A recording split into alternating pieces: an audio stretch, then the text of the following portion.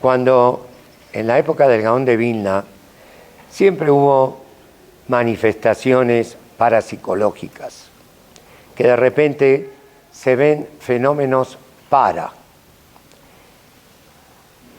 Aparentemente, cuando uno ve un fenómeno sobrenatural, aquí está la verdad, supone. El judaísmo nunca se dejó llevar por las apariencias, buceó y muy profundo en las esencias. De milagros, con todo lo que es un milagro, nadie hace teshuvá.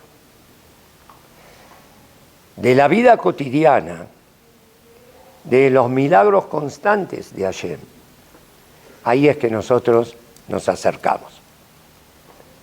Fenómenos como este rayo, que de repente, se hizo protestante, protestó contra un orden establecido de cosas. ¿Y por qué no se hizo yehudí?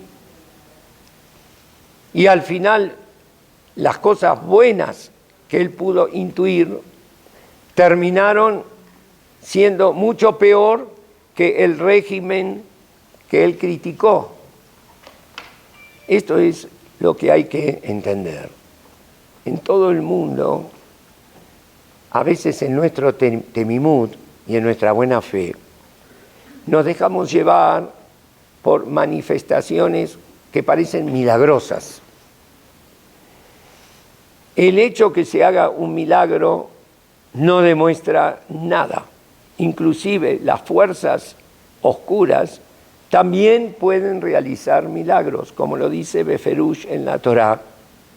Cuando viene un falso profeta y él incita al pueblo a la Abodá Zará, a la idolatría, y este falso profeta, él anuncia un mofet, un milagro, que al final se cumple.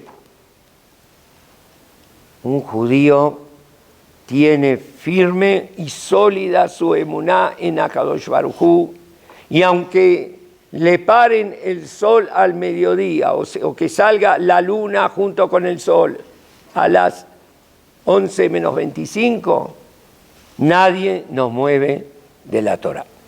De ahí que el Gaón de Vilna, cuando le contaban, mira, hay una vidente o hay una niña que jamás estudió, es semi-analfabeta, pero de repente habla varios idiomas y da cátedras y profetiza cosas que después se cumplen, el Gaón de Vilna no se impresionaba. Él mandaba siempre 2 talmidei jajamim, gente que entiende realmente, a ver cuál es la fuente de esas manifestaciones. Si viene de la Kedushá o todo lo contrario.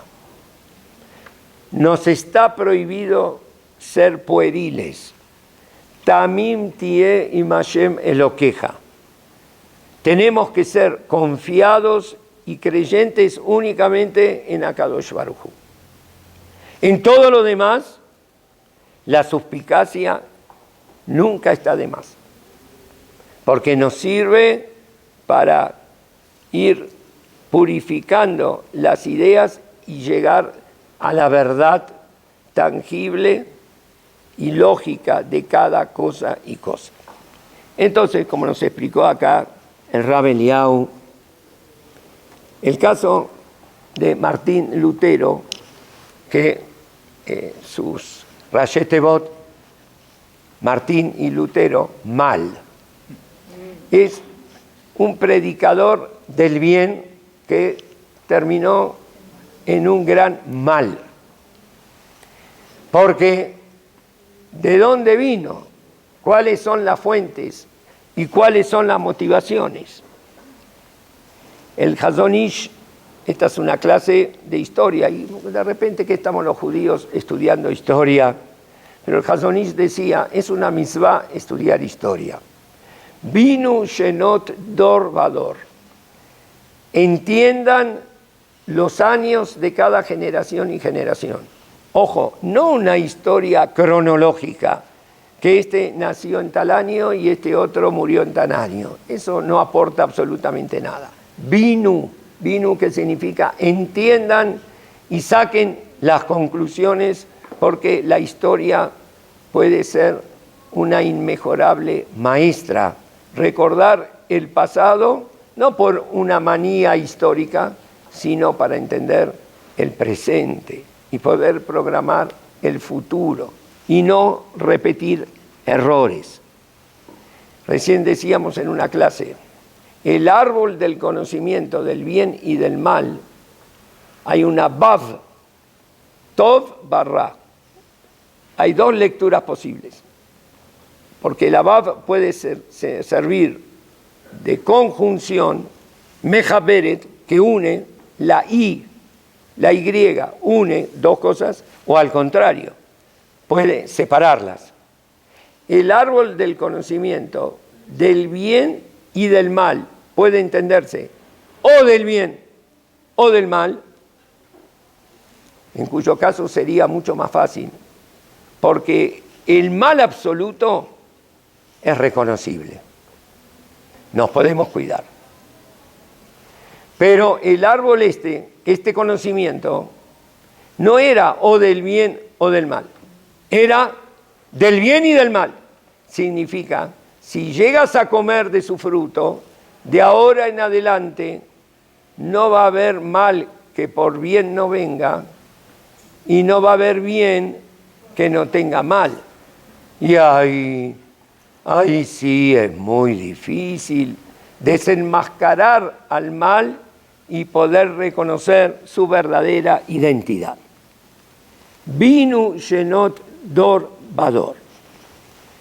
Esta corta vida, como dijo recién el Rab Eliyahu, de 1483 a 1543, produjo una revolución histórica que trascendió mucho más allá de lo religioso.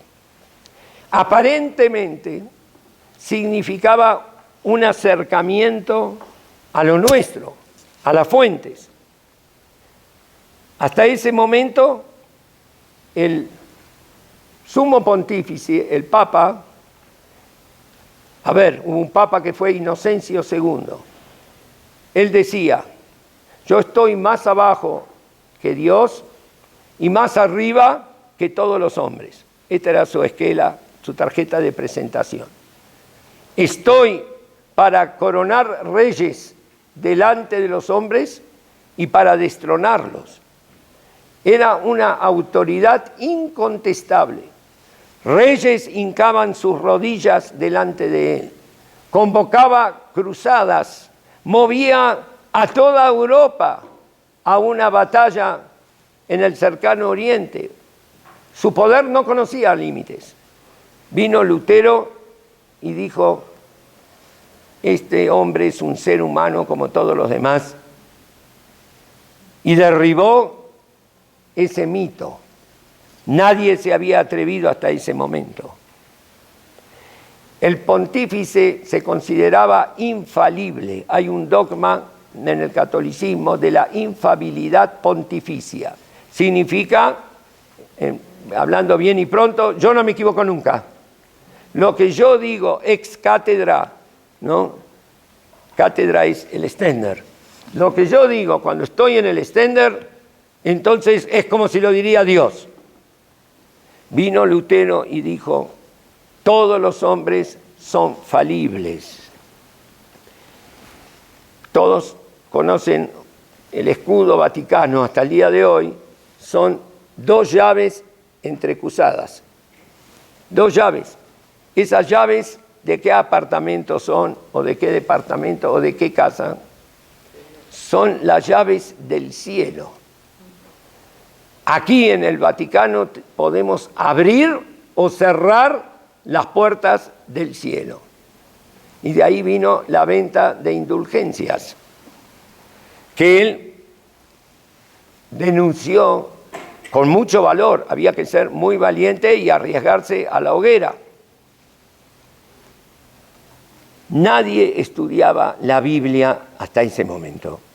para poder estudiarla, parece que intuían que les podía ser peligroso si la gente tenía un contacto directo con las Escrituras, había que recibir una dispensa pontificia o una dispensa obispal especial, si no nadie podía estudiar. La religión te la dice el cura, te la dice el sacerdote, tú no tienes que estudiar nada. Aparte, la Biblia siempre estaba en latín, que nadie entendía, ya se estaban desarrollando los idiomas vernáculos, en este caso se hablaba el español, el alemán, que Lutero fundamentó el idioma clásico alemán con su traducción a la Biblia. Las traducciones estaban prohibidas.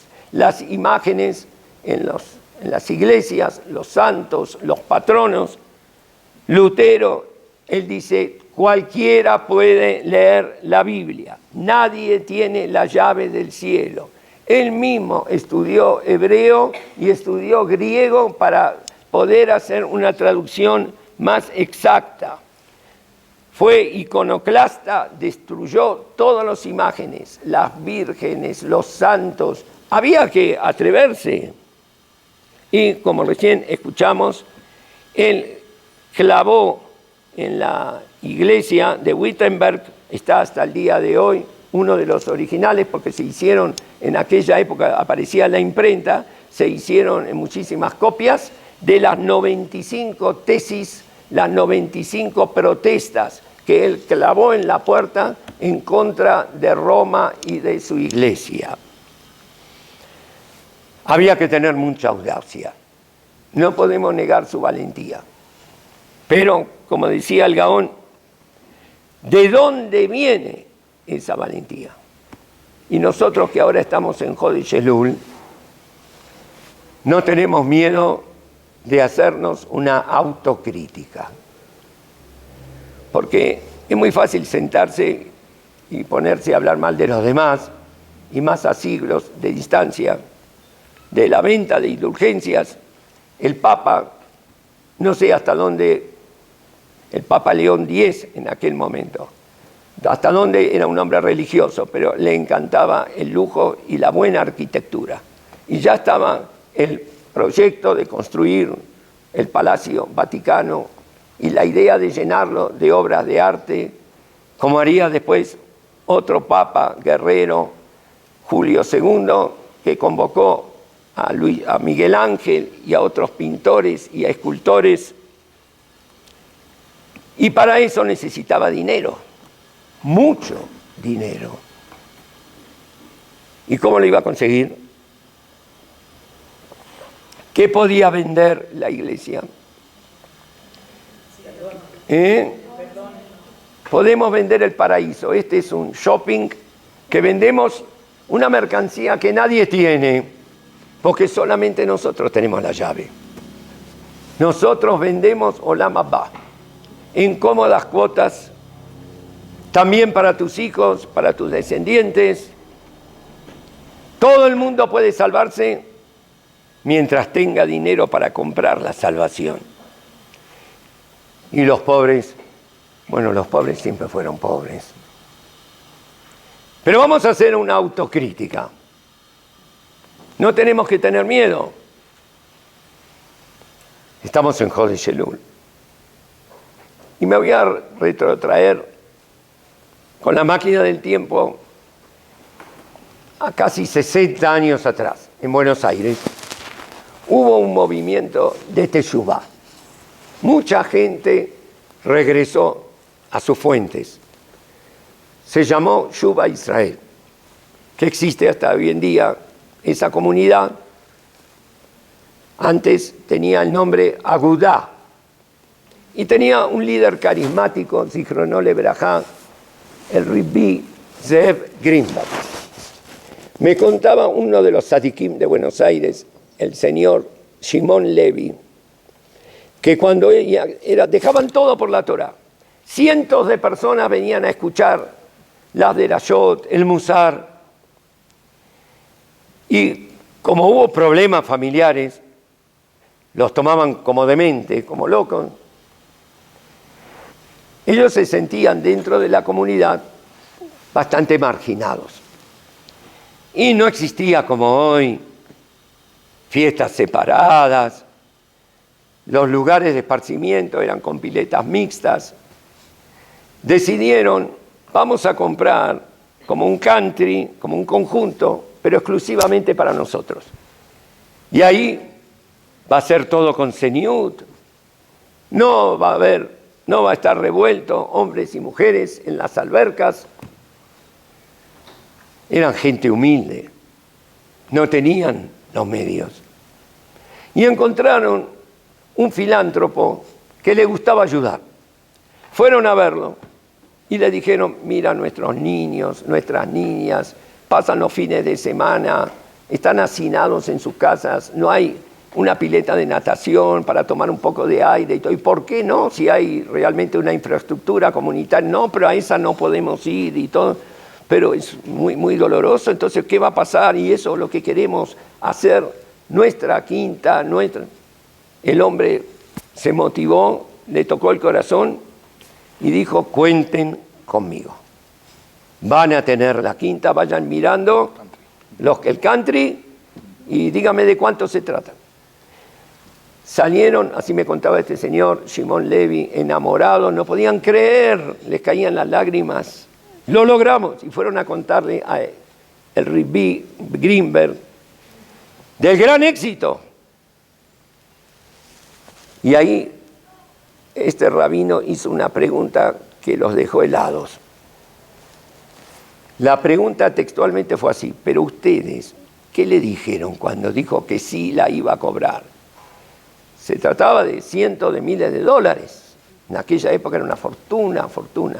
¿Ustedes qué le dijeron? Y lo felicitamos, lo abrazamos, le dijimos Micheveraj, y que le vamos a poner una placa. Pero lo más importante no le dijeron. No le dijeron que por más que este gesto es muy valioso, si él no va a ser Shomer Shabbat con todo el oro del mundo y con toda su filantropía, no va a poder suplir lo que él tiene que cumplir personalmente.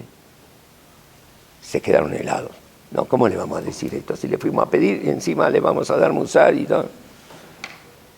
Y no les da vergüenza que no se lo dijeron. Porque tenemos que ser objetivos. A veces nosotros no vendemos indulgencias también. Y a veces nosotros obviamos defectos que si este hombre no sería filántropo se lo diríamos en la cara. Pero bueno, como es donante, entonces nos callamos y encima le hacemos un homenaje. ¿Y qué estamos criticando tantos a Lutero? ¿Y qué pasa por casa? El Rabbi Greenberg le dijo, cometieron un gravísimo pecado. Esperábamos que nos felicite, pero tiene tikkun. ¿Cuál es el tikkun, el arreglo? Muy fácil, de la misma manera que pecaron, corrijan. Vayan a decirle en mi nombre que muchas gracias por el ofrecimiento de la quinta, pero que yo no se la puedo aceptar sin decirle que esto no obvia en lo más mínimo sus deberes como judío de kashrut, de tahara y de Shabbat. Yo no vendo indulgencias, yo enseño Torah. ¿Cómo le vamos a decir esto? Por favor. Entonces a mí no me traen un centavo de esa donación.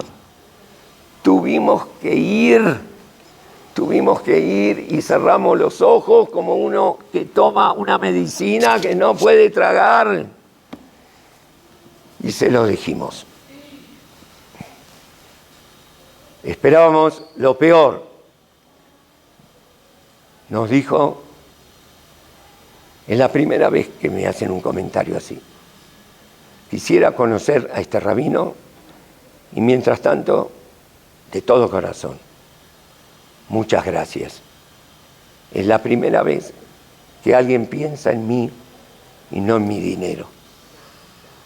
Porque cuando se pone una placa o se hace un homenaje, ¿a quién?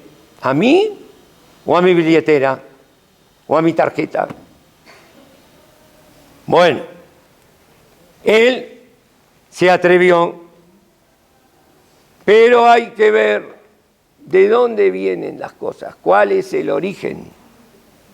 Si el origen es la Kedushá o la Sitra Ajará, el otro lado, porque todo es simétrico.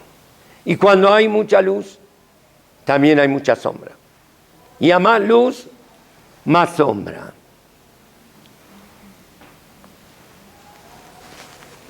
Cuando Julio II convocó a Miguel Ángel, hizo una famosa escultura, no se puede entrar a iglesias, pero el que entró a la iglesia en el Vaticano, ahí está una de las obras de arte jamás igualadas. Moisés, esculpida por Miguel Ángel.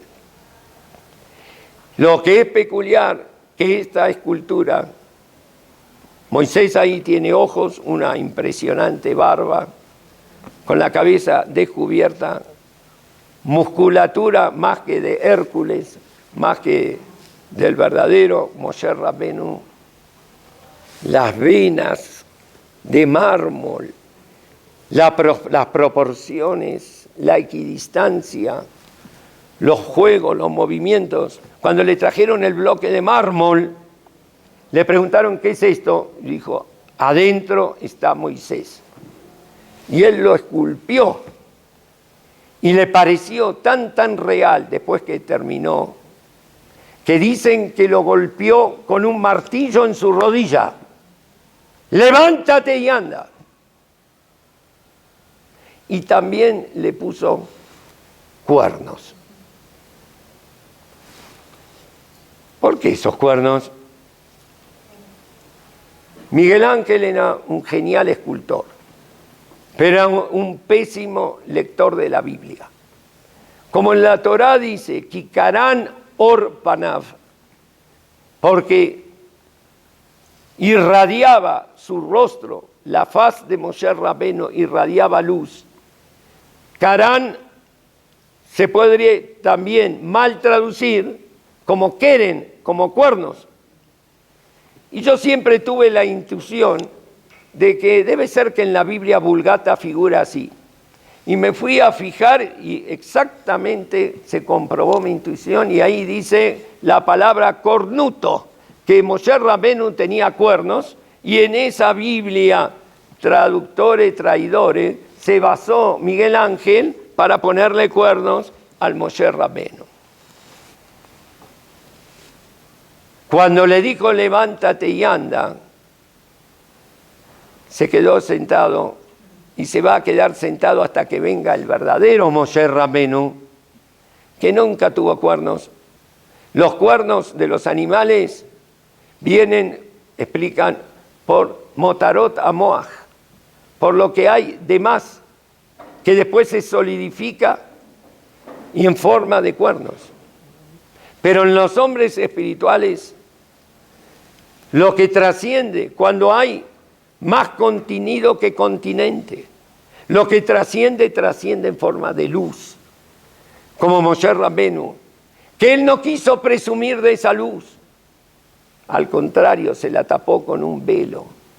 ¿Con cuántas Baalei Teshuvot él podía contar? ¿A cuánta gente podía traer? Imaginemos, hay un rab que viene a hablar que le sale luz de la cara.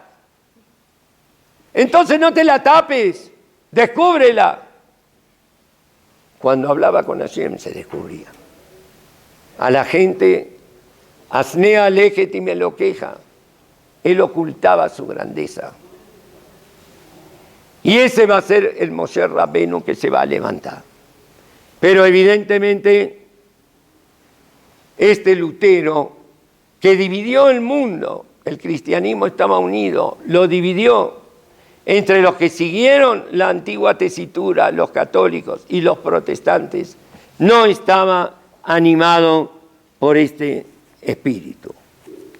Y como recién leyó aquí el Rab, la cita textual, él escribe después que ve que no puede convertir a los judíos. Es más difícil convertirlos a ellos que al mismo Lucifer. Lucifer es el Satán. Más fácil convertir a Satanás que convertir a un judío. Primero sus sinagogas deben ser incendiadas, y lo que no sea consumido por el fuego, que sea cubierto de inmundicia. Así sea hecho en honor a su Dios y del cristianismo. Que Yeshu vea que los cristianos no toleramos ni aprobamos tal mentira pública, maldición y blasfemia contra su Hijo y sus cristianos. Segundo, sus hogares deben ser igualmente derribados y destruidos, porque perpetúan lo mismo que hacen en sus sinagogas. Colóquenselo en establos. En tercer lugar, prívenselo de sus libros de oraciones y de Talmud, en los que se enseña idolatría, mentira, maldiciones y blasfemias. En cuarto lugar, debería prohibirse a sus rabinos enseñar bajo amenaza de muerte. La furia de Dios contra ellos es tan grande que cada vez están peor. Para resumirlo, estimados príncipes y nobles, que tenéis judíos entre vuestras posesiones, si mi consejo no es suficiente, buscad otro mejor para vosotros. Y todos nosotros seamos libres de esta insoportable carga diabólica, los judíos. Que de aquí, como escuchamos, es el eslogan emblemático del nazismo: los judíos son nuestra desgracia, que son palabras textuales que él mismo pronunció. Martín Lutero sobre los judíos y sus mentiras, 1543. Un ejemplar de este libro está en el Congreso Nacional de la Nación en la República Argentina, uno de los ejemplares originales. Es decir, que cuando el bien se junta con el mal se potencia. El mal solo es como el número 0. 0 es nada. El mal solo no daña. Nadie va a querer hacer algo mal. Nunca nadie proclamó en su plataforma política o ideológica el mal. No. El mal se hace problemático cuando se une con el bien. Entonces, 0 y 1, 10. ¿Cuánto vale ese 0? 9. 9 más 1, tenemos 10. Pero si en vez de un 1 le ponemos un 2, 2 más 0, 2 es la realidad, el valor positivo. El 0 es la nada, es el mal, es la fantasía, el delirio. 2 más 0, 20. ¿Cuánto vale ahí el 0? 18. 3 más 0, 30. ¿Cuánto vale ahí el 0? 27. Y 9 más 0, 90. ¿Cuánto vale ahí el 0? 81. Y así podemos elevar la proyección hasta la enésima potencia. Cuando más misbot tengas, tenés que más cuidarte. Porque ahí el mal se alimenta del bien. El mal es como un vampiro, es chupasangre, se alimenta del bien. El mal sin bien no consigue ni un adepto.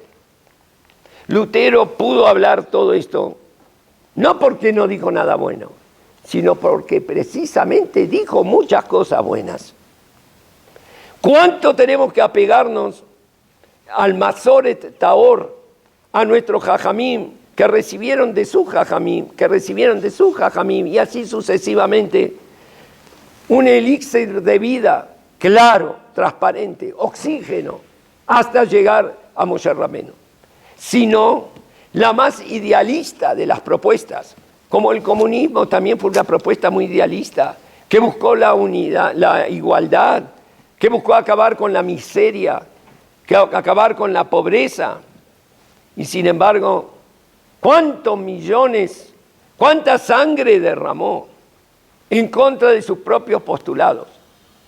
Si no está inspirado por la Kedushá, el Gaón de Vilna pregunta: no me interesan las predicciones, las profecías de esa niña, si son reales o no, no me interesa, quiero saber de dónde viene, cuál es realmente el origen. Por eso dice el Pasuk: Beshabtem uritem ma ben sadik la raya. Van a hacer teshuvá. ¿Qué es teshuvá? Ver lo que hay entre el sadik y el raya. No al sadik y no al raya, sino entre. Ahora, Jodesh Elul, lo que podemos mejorar en algo. Pasitos cortitos y chiquitos, pero reales. El que quiere cambiar en todo, probablemente no va a cambiar en nada. Pero uno se toma la temperatura, decía el Saba de Novardo. Cuando se toma la fiebre. A ver, me siento afiebrado. ¿Qué marca la columna de mercurio? A ver, me voy a fijar, 33, 34. No tengo ni 33 ni 34. Y ahora, 45, 46, tampoco tengo. Significa, todavía estoy vivo, no tengo ni 33 ni 34, no estoy frío, y todavía no me morí de fiebre. Y bajo el termómetro, ya está, lo guardé. Me pregunta mi esposa, ¿y cuánto tenés? Mira, entre 35 y 44, dice, por ahí estoy yo. Es una forma poco recomendable de tomarse la fiebre. Me tenés que decir en forma exacta. No es lo mismo 39 que 40. No es lo mismo 38 que 39. 38,2, 3 décimas, 4 décimas. Exactamente, Bou Heshbon, ¿cuál es mi temperatura espiritual? Si no, corremos los peligros de caer en delirios que no son gratos a Akadosh Baruj Hu. Martín Lutero entró dentro de la cosmovisión germana y sajona de una forma muy profunda. Y movimientos que aparentemente parecían como ateos y blasfemos, siguieron influidos por él. Hay un documento que tendría que ser de lectura obligatoria en todas las escuelas. No está escrito por ningún jajam, no está escrito por ningún rab, está escrito por un nazi consumado, Otto Eckhart, el 23 de noviembre de 1940, en plena dominación alemana sobre Polonia con el nombre de Gobernación General. Estábamos hablando del problema del bien y del mal cuando los límites están difusos y no están claros. A veces el mal conoce el bien con esa vav que une, que mezcla, lo conoce el bien mejor que lo conocemos nosotros. Escuchemos las palabras de este señor Eckhart de triste recuerdo. La continuación de la inmigración de los judíos, porque hasta ese momento la política alemana, ¿cuál era? Votar afuera todo lo que se pueda. Darle 20 marcos a cada judío, esto es lo que ustedes trajeron y esto es lo que se llevan, y expulsarlo. Pero de repente cambiaron. De acá no sale más nadie. Ni aunque quieran irse con 20 marcos. La continuación de la inmigración de los judíos del este de Europa significa una renovación constante del judaísmo mundial, pues la concepción religiosa ortodoxa de estos judíos los convierte en parte importante de los rabinos y de los maestros de Talmud, requeridos principalmente por las instituciones judías de Estados Unidos, según la afirmación de estos mismos organismos. Por esa razón, cada judío ortodoxo del este de Europa significa para esas instituciones un eslabón valioso en sus esfuerzos continuos por educar espiritualmente a los judíos de Estados Unidos y facilitar su unificación. Justamente el judaísmo en los Estados Unidos intenta crear, con ayuda de estos judíos inmigrantes, una nueva base para dirigir la guerra contra Alemania en especial. Asumo personalmente la posición de la Oficina Central para la Seguridad del Reich y solicito que se evite la transferencia de solicitudes de inmigración de los judíos a las autoridades locales para que éstas decidan o que se tome una decisión al respecto. Todas las solicitudes deben ser rechazadas, por supuesto. 23 de noviembre de 1940, Cracovia, en nombre de Eckart. Ay, ay, ay, ay, ay, ay, ay, ay, ay, ay. Si nosotros entenderíamos tanto como este señor, él sabía a quién odiaba más y por qué. Los judíos reformistas, asimilados, los franceses, los dinamarqueses, no les caían simpáticos, pero no le preocupaban tanto. Pero los judíos polacos, estos del Talmud, de la Guemará, estos de las cabezas cubiertas y de los Sisión, estos que son Shomrei Shabbat y hablan con Dios, para ellos las puertas estaban herméticamente cerradas hasta que el horno de Treblinka estuviese a punto. Porque estos religiosos, entre comillas, eran los que educaban espiritualmente, entre comillas, los que facilitaban la unificación, el Ahdut del Am Israel. Eran los requeridos por las instituciones. En Norteamérica todos querían maestros, no había maestros. Los maestros de Talmud, los que renuevan continuamente el judaísmo mundial. Estos debían, más que los otros, morir. Eran los que creaban una nueva base para dirigir la guerra contra Alemania en especial. Curioso, ¿a qué guerra se refería? Esos Hasidim y Mitnagdim no estaban entrenados ni para matar una mosca. Y él debía saberlo muy bien. Quizás se trataba de otra guerra. Todos los judíos son judíos, pero estos judíos eran los judíos. Amalek entendía el judaísmo a veces mejor que los judíos. Y aquí llegamos al punto neurálgico para descifrar el enigma de la historia, la razón de la judeofobia. La Guemará lo dice claramente en la Masejet Sukkah, en el Daf Ei. Sinai, la palabra Sinai viene de Sin'a, que de aquí vino la Sin'a contra el Klal Israel. Aquí hay mujeres sadikot, esposas, madres y abuelas de Israel. Es curioso, ahora en Jodesh Elul es sabido, pero ahora hay que volver a mencionarlo. A Javá, Borei Olam le puso un título. Javá, la primera mujer. Em Kol Chai, la madre de todo ser viviente, la madre de la humanidad. A su marido, Adán, que era tan grande Adán, que los malajim, los ángeles, se equivocaron y le dijeron, Kadosh, Kadosh, pensaban que era Borei Olam. Adán Arishon no era el hombre de Neandertal, el hombre de las cavernas. Adán Arishon era más grande que un ángel. Pero no le dijeron que él era Ab Kol Chai, el padre de todo ser viviente, el padre de la humanidad. Aunque de hecho lo era, pero no le dieron ese pergamino, ese título.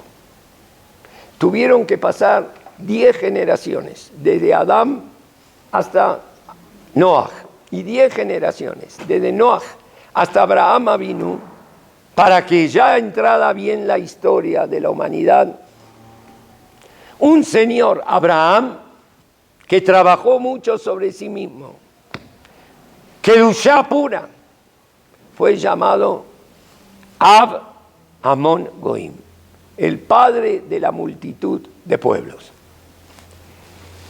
el padre de la humanidad, pero porque trabajó sobre sí mismo.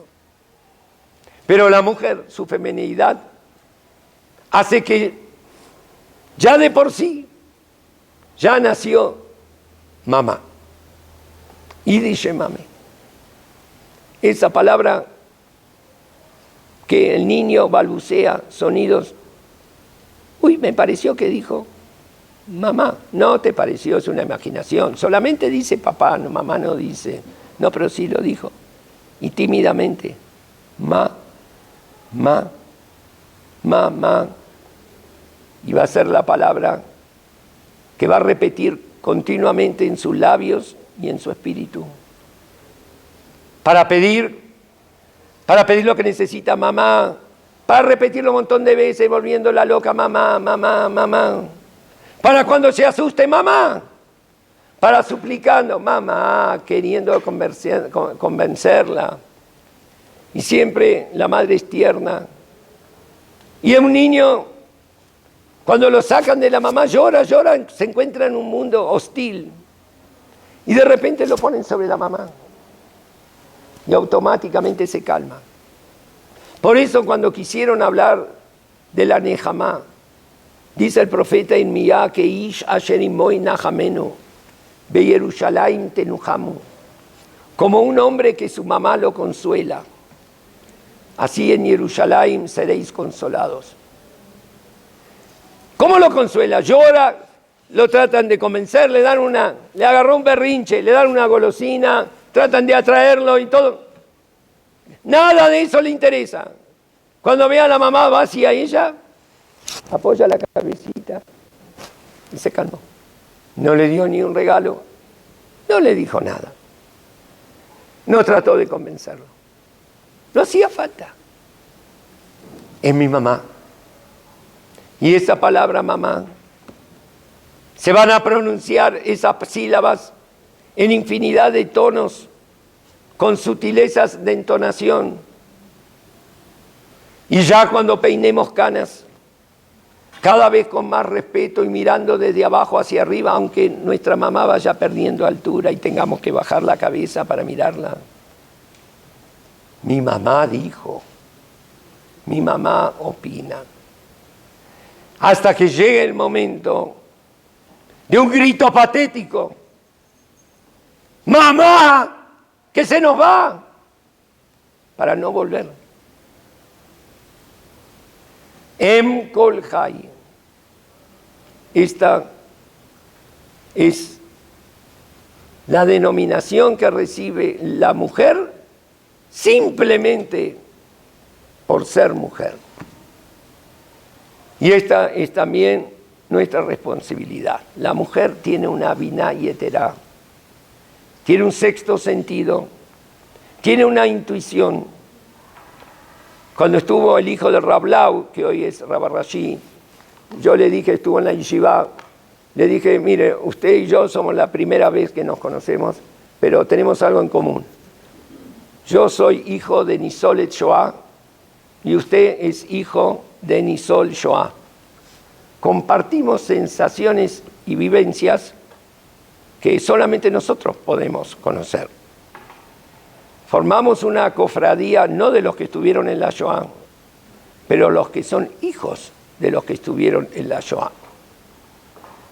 No son extraños para nosotros de niños haber visto a nuestra madre, a nuestro padre, de repente bajar una lágrima sin motivo aparente. Quién sabe qué recuerdo elevó a su conciencia en ese momento. Y cuenta el Rav Lau, el papá, en su libro. Estaban en la fila, al papá ya se lo habían llevado, al Rav Chaim Lau, que era el Rav en Pietrekov. Él estaba con la mamá. Estaba él, el Rav Israel Meir Lau, de la mano de su mamá. Mujeres y niños de un lado, miedo, terror. Los hombres del otro. La madre parece que hizo una composición del lugar y entendió todo en un momento. Lo tomó al chico y de repente lo arrojó por el aire hacia el lado donde estaban los varones. El hermano Naftoli apenas pudo atajarlo. Empecé a gritar con todas mis fuerzas. Aunque tenía 6 años, me acuerdo perfectamente mi desesperación. Yo quería ir con mi mamá. ¡Cuidalo a Tulek!, dijo la madre. Tulek era el Rav Lau. Empezó a pegarme, decía Naftoli, soltame, quiero ir con mamá. Él mismo no sabía qué hacer. Ya empezaron a moverse unos para un lado y otros para otro lado. Escribe el Rablau, fue la última vez que vi a mi mamá en mi vida. Después, cuando subí al vagón, no podían calmarme. Yo odiaba a mi hermano, hasta que al final de tantos gritos, de tanta histeria, me quedé agotado y dormido. Comprendí con el tiempo que mi mamá, en su último acto, me salvó la vida. Entendió, acá hay mujeres que difícilmente puedan trabajar, hay niños, no son aptos para trabajo útil, y acá están los hombres jóvenes y todo esto con nosotros. ¿Qué van a hacer con nosotros? Y me arrojó como una pelota hacia el lado de la vida, hacia el lado de mi hermano. Esto solamente una id y shemame. Como id y shemame, cada uno de nosotros tiene que saber que lo que intuimos, lo que conocemos, no lo sabe nadie, ni nuestro marido, no lo sabe nadie. Son mensajes y remazim que nos mandan del Shamayim. Em kol hay. Y tenemos que aprovecharlo. Tenemos un tercer ojo para ver por atrás lo que no conviene ni siquiera mencionar, pero que nosotros sabemos lo que pasa. Sabemos lo que pasa en la casa. Sabemos cómo están nuestros niños. Sabemos cómo están nuestras niñas. Sabemos cómo es la continuidad, el futuro, el Clar Israel. Vea Satán, Omet, Alieminó, Lesitnó. El shofar, ¿cómo se toca? Se toca del lado derecho. Porque el Satán está del lado derecho para acusarnos.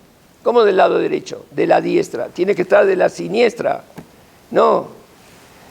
La siniestra en sí no es peligrosa.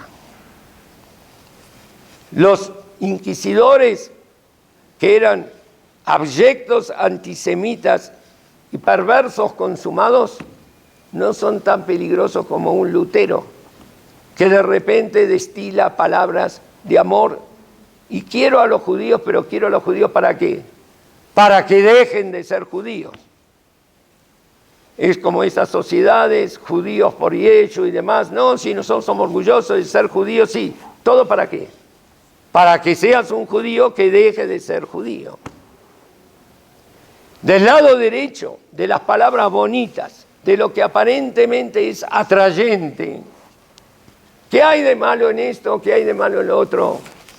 Ahí tenemos que preocuparnos y saber cuáles son las fuentes.